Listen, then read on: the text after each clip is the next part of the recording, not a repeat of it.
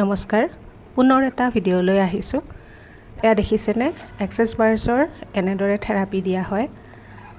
কিছুমানে ভয় কৰে নাইবা কিছুমানে বেজালি এনেকৈও ভাবে, কিন্তু আচলতে তেনেকুৱা নহয়।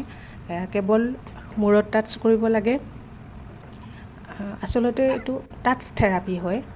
মূৰৰ 32টা পইণ্ট আছে, 32টা ঠাই আছে। সেই 32টাত টাচ কৰাৰ পিছত মানুহজনৰ শাৰীৰিক মানসিক দুয়োটাই প্ৰব্লেম নাইকিয়া হৈ যায়।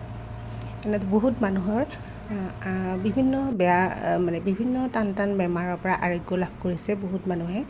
আৰু অকল যে শাৰীৰিক মানসিকে সেইটোও নহয়, কিছুমানৰ মানি প্ৰব্লেম, কিছুমানৰ ৰিলেশ্যন, এইবিলাক বহুত ভাল হৈ গৈ আছে।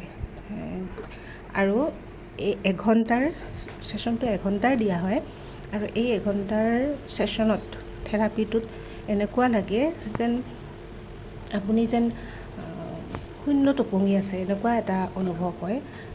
বহুত ভাল লাগে। আৰু সেইখিনি সময়ত একো না টেনশ্যন না চিন্তা একো নাথাকে। সেইখিনি সময়ত ইমান যে ভাল লাগে এঘণ্টা সময়টো।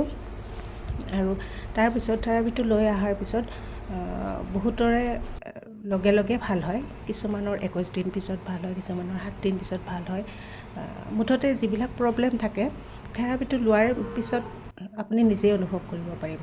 আৰু এটা কথা, যিসকলৰ একো প্ৰব্লেম নাই তেতিয়াহ'লেও এই থেৰাপিটো লৈ চাব পাৰে।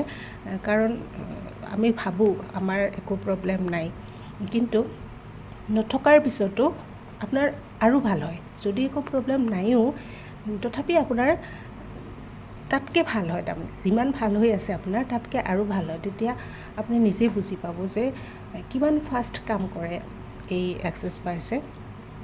গতিকে ভিডিঅ'টো শেষলৈ চাই থাকক। ধন্যবাদ।